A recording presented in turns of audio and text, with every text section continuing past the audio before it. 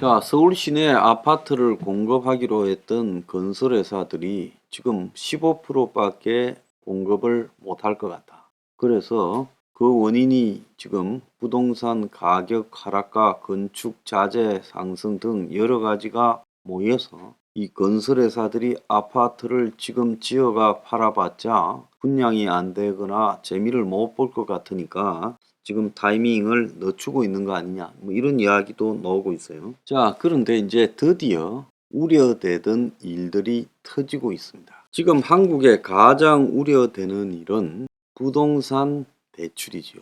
그러니까 부동산 담보 대출인데, 지금 어제부터 어떤 이야기가 나오는가 하면 집값 급락 현상이 벌써 이 금융권 위기로 번지고 있다는 겁니다. 이게 무슨 말이냐 하니까 서울, 인천 제외한 전국의 경매 낙찰가율이 80% 밑으로 떨어졌다는 거예요. 그러니까 부동산 담보 가치를 뜻하는 경매 낙찰가율이 80% 밑으로 떨어졌다. 그러니까 대출 담보 인정 비율 LTV라고 하죠. 이것이 80% 이상인 사업자의 주택담보대출과 비주택담보대출에 대한 금융회사의 원금 손실이 지금 사정권에 들어왔다. 쉽게 이야기하면, 자, 이 이금융권 등이 지금 집을 담보로 돈을 빌려줄 때 집값이 10억이면 한 8억 정도를 빌려준다고 이렇게 해 왔는데, 지금 경매를 가지고 지방에 지금 이 낙찰 가율이 집의 시세의 80% 미만으로 떨어지고 있다는 거예요.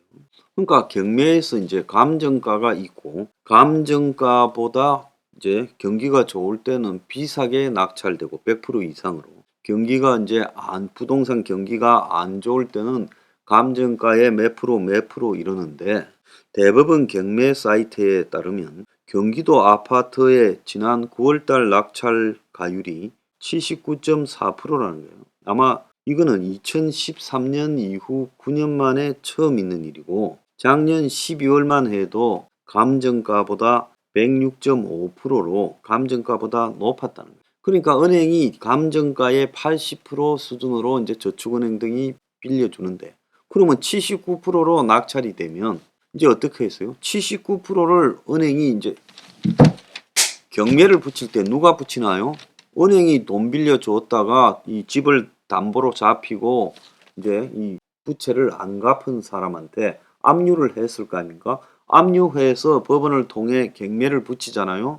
그러면 내가 저 사람한테 10억 감정의 넣은 집을 8억을 빌려줬으니까 그 정도는 충분히 건질 거다. 최악의 상황이라도. 이렇게 생각하고 빌려주지 않았겠습니까? 그런데 8억이 안 나오고 7억 9천만 원이 나와요. 그러면 나는 이 7억 9천만 원을 그 집을 가지고 받고, 그 다음에 거기에 이제 내가 경매한다고 들어간 각종 비용과 수수료 등을 생각하면 결국 집을 담보로 돈을 빌려주고 손실이 발생하는 일이 생겼다는 겁니다. 지금 이 금융권이 대체로 이런 일에 많이 연루되어 있는데, 자, 대전은 69%, 대구 79%, 부산 78%등 주요 도시들에서 지금 80% 밑으로 가고 있어요. 서울을 비롯한 전국에서 경매 물건이 2배 이상 증가했어요. 폭주하겠지. 은행 빚을 못 갚으니까. 근데 낙찰 가율이 아직도 서울에서는 높지만은 경매 물건 대비 낙찰된 물건 수를 뜻하는 낙찰률이 42에서 20.4%로 반토막이 났다. 그러니까 서울의 물건들도 이 낙찰이 잘 안 되고 있다는 겁니다. 그래서 이 금융권이 낙찰 가율이 떨어지는 것은 이제 원금 회수가 어려워지는 것이라고 봐야 되고, 낙찰 가율이 LTV 이하로 떨어지면, LTV 80% 이하로 떨어지면 원리금 연체 때문에 이제 담보를 가지고 처분을 해도 손실이 발생한다는 거예요. 그래서 사업자 주택담보대출 그리고 비주택담보대출 등은 전부 LTV 80%까지 가능했던 대출 상품이라는 거예요. 그래서 대출 상품을 80%까지 꽉 채워서 받았다가 낙찰가율이 80% 밑으로 내려가면 금융회사, 돈을 빌려준 회사가 원리금을 돌려받기 위해 담보로 잡은 집을 처분해도 이자는커녕 원금도 100%못 받는 일이 발생한다는 거예요. 그래서 사실상 이 원금도 못 받는 이 잔액은 그 돈 빌려간 사람의 신용에 의존했는데 대출회사가 한번 계약을 맺고 난 뒤에 고칠 수도 없으니 금융사 손실로 돌아갈 거다. 그래서 집을 살 때 주택담보대출도 받고 신용대출도 받는데 손실 구간이 이제 높아져야 된다. 갔다 가다가는 큰일 난다라는 이야기까지 나오고 있어요. 그래서 80% 고 LTV로 대출받은 차주는 다중채무를 지닌 한계 차주일 거다. 그러니까 집값으로 한 60%나 50%대 빌렸으면 몰라도 80%까지 빌린 사람들은 여기저기 빚이 많은 사람들일 건데 그런 사람들의 지금 집의 경매 처리 낙찰가가 80% 이하로 내려가면 금융사 손실이 될 거다. 자, 그러면 이런 것들이 지금은 70 몇 프로대, 일부는 뭐 70%도 깨어진 것도 있지만은 앞으로 이것이 우죽순으로 그냥 무너져 내려갈 거라는 겁니다. 그래서 아마 경매가의 60%대 막 이렇게 내려가면 이제 금융사당 이 경매 처분 하나 해도 손실이 억 단위로 등장하기 시작할 거고 이 리스크가 전체 금융권으로 번져 갈 거라는 거죠. 그래서 금융회사는 차주가 돈을 빌려간 사람이 대출을 갚지 못하면 담보로 잡은 부동산을 처분해 원금을 회수하는데 그런데 경매 낙찰가가 담보 인정 비율 지금 저축은행 등의 LTV 80% 밑으로 내려가면 이제 손실이 발생하기 시작하는데 과거 담보 가치를 80%가 아니라 100% 이상으로 평가해서 내준 대출도 있는데 이런 것들이 전부 부실화 될 거라는 거예요. 그래서 가계의 주택담보대출 문제보다 사업자 주택담보대출부터 문제가 될 거라는 거예요. 자, 이거는 규모가 가장 크지요. 저축은행을 비롯한 이 금융권의 사업자 주택담보대출이 지금 굉장히 우선 제일 먼저 터질 이 취약한 골이라고 폭탄이라고 나오고 있어요. 그래서 이 사업자 주택담보대출 같은 경우에는 금융당국의 규제를 적용받지 않기 때문에 이 금융권에서는 80% 이상 내주는 사업자 주택담보대출이 많다는 겁니다. 금감원은 저축은행이 사업자 주택담보대출 조사해보니 LTV가 75%더라라고 말을 하고 있는데 그런데 저축은행 전체 주택담보대출 12조 4천억 중 6조 원이 LTV 80%를 초과한다는 거예요. 자, 그래서 전반적으로 시간이 가면 갈수록 경매 낙찰가가 계속 밑으로 떨어져 가고 있고 상가 오피스텔은 현저하게 더 낮아져 가고 있다는 겁니다. 자, 가장 보수적인 1금융권인 은행의 경우도 부동산 담보 회수율이 낙찰가의 최대 7, 80%가 적용되는데 집이 아닌 비주택, 즉 오피스텔이나 상가 같은 경우에 낙찰가가 너무 떨어질 수 있어요. 지금 60%대까지도 떨어지고 있어요. 그래서 이 비주택 담보대출에서 지금 이 규모가 너무 크다라는 겁니다. 자, 은행 다음으로 자산 규모가 큰 농협, 수협, 신협 등 상호금융권의 비주택 담보대출 잔액이 278조라는 거예요. 그래서 상호금융이 전체 대출해준 데 64%가 비주택 담보대출이라는 거예요. 자, 그런데 영끌족들의 지금 LTV는 더 높을 거라고 지금 이야기가 나오고 있어요.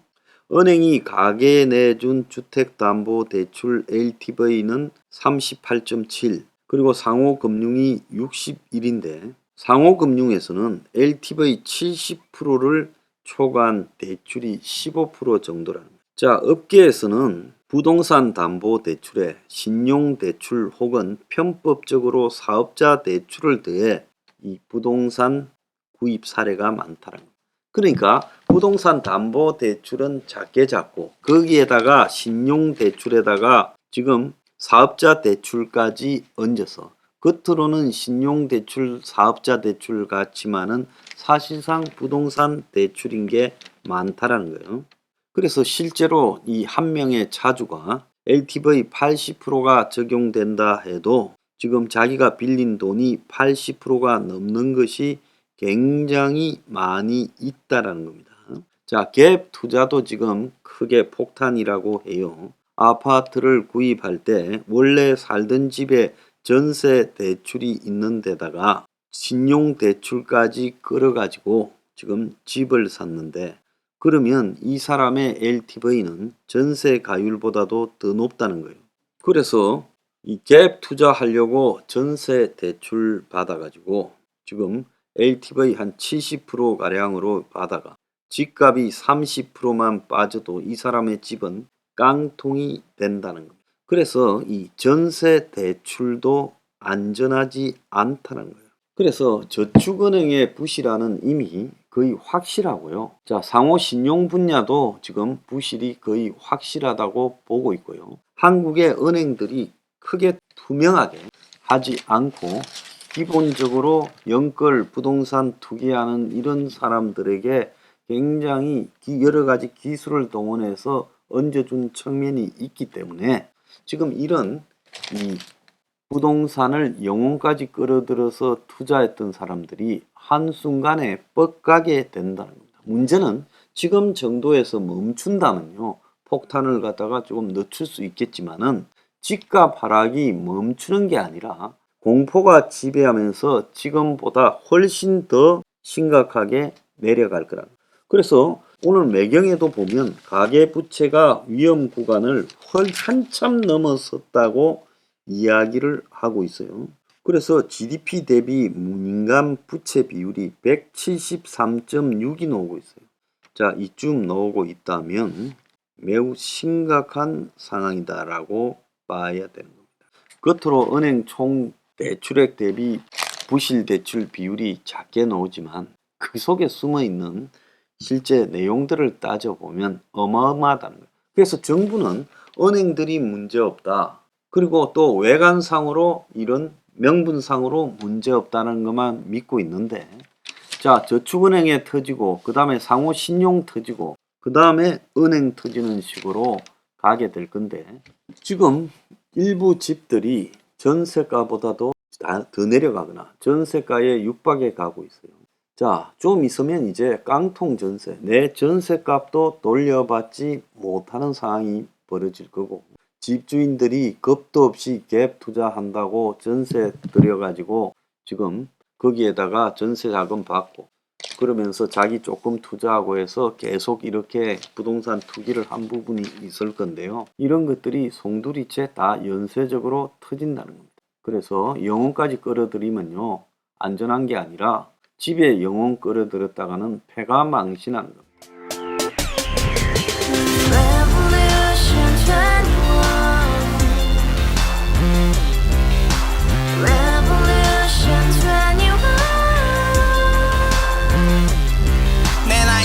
월세 30 코인 빚만 300 서울에 온 지 벌써 10년 아둥바둥 버텼지만 여전히 난 반지 하에 제왕 곰팡이 연문제약 내비랭 깡통 망통 완전히 폭망 90원 창문만큼 작아진 내 꿈 연애 결혼 내 집 모든 게 헛꿈 1년 전 떠난 여친 울며 말했지 같이 써봤자 평생 가본 게 꼭꼭꼭하지 가바후스 700 나도 소유주 가바후스 700 나의 소유주 택시기사 우라부지 마트 캐셔 울어무니 우리 집안 다 털어봤자 후줄 그래 개선민 내 미래 거기서 팍 끝난 거지 팍 더 이상 노력 따윈 괴물이 스펙 찾아서 말리 비오는 날 알바 잘려 맨날 학원 날 개쳐 발려 밤비 내리는 양화대교 홀로 걷고 있을 때 현수막에 아로 새겨진 평당 700짜리 아파트 다같이 소리 질러 혁명 21 가바후스 700 나도 소유주 가바후스 700 나의 소유주